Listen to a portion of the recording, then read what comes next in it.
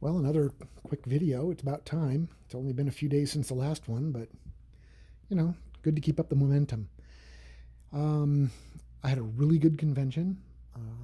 Boise Comic Arts Festival was just a few days ago, and it went really well. I like the new format. We held it outdoors this year, which was kind of unusual, and it was a little too spread out, I would say. But because it's sponsored by the city library, they have to do the maximum COVID restrictions. So all the city staff had masks on, and they had to spread out the exhibition booths and all the exhibitor tables and stuff.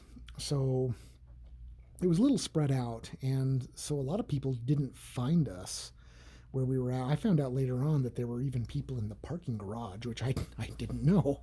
They had a booth set up there.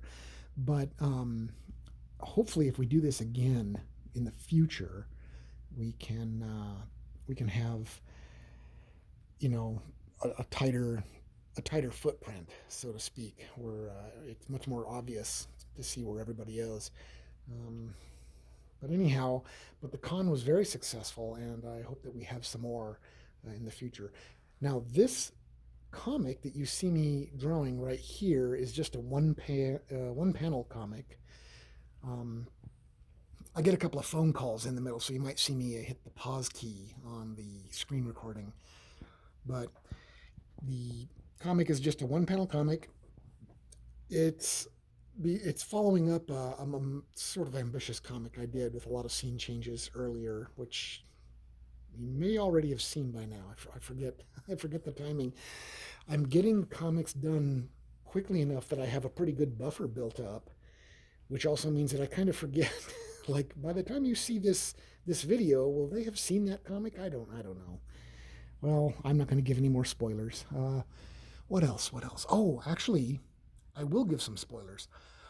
There is, there was, there's a local um, comic book publisher called Mystery House Comics, and I'm kind of getting the impression that Mystery House Comics is no longer functioning. They haven't produced a lot in the last couple of years, so I'm kind of wondering if they're done.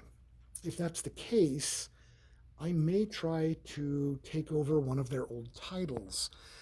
There was a title called 6 by 6, and the idea was pretty cool. You get six. Well, what you do is you get a theme. Like every year, there's a different theme. One year, the theme was momentum. One year, the theme was fortune. Another year, the theme was home.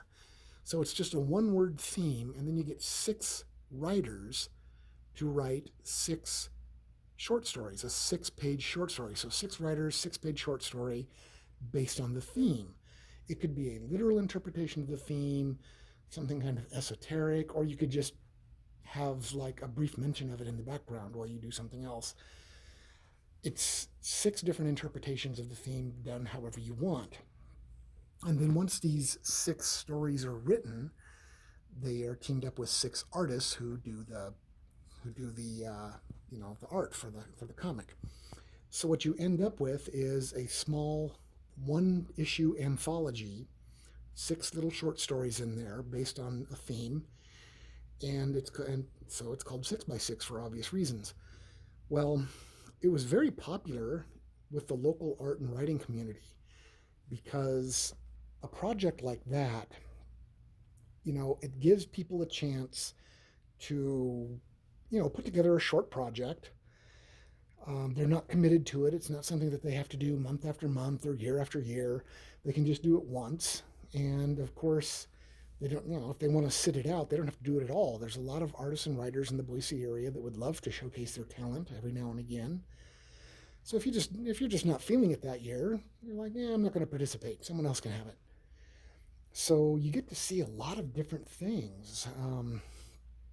A lot of different art styles. You get to see a lot of what people can do.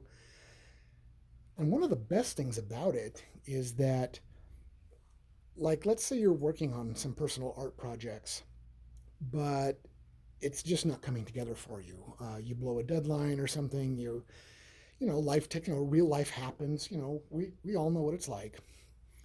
and you're not able to get something done. Well, if you've got a 6x6, you can at least have something on your table. If your personal projects didn't make it, you've still got something to showcase. And there were a couple of years when 6x6 carried me through a convention because that was all I'd done.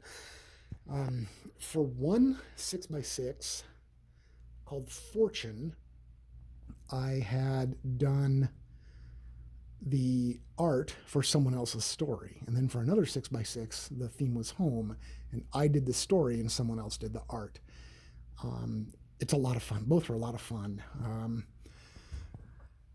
One thing for sure, the writing is, it's easier to be a writer than it is to be an artist, but the art is a lot of fun, and that is what people get comics for. I mean, the visual aspect of the medium is, one of the main motivators for it. So, but anyhow, this 6x6 project, if the guy that actually owns the production isn't going to do it anymore, I'm going to see if he's willing to pitch it into my lap. And if that's the case, I'm gonna take over. I'm gonna pirate this concept and run with it.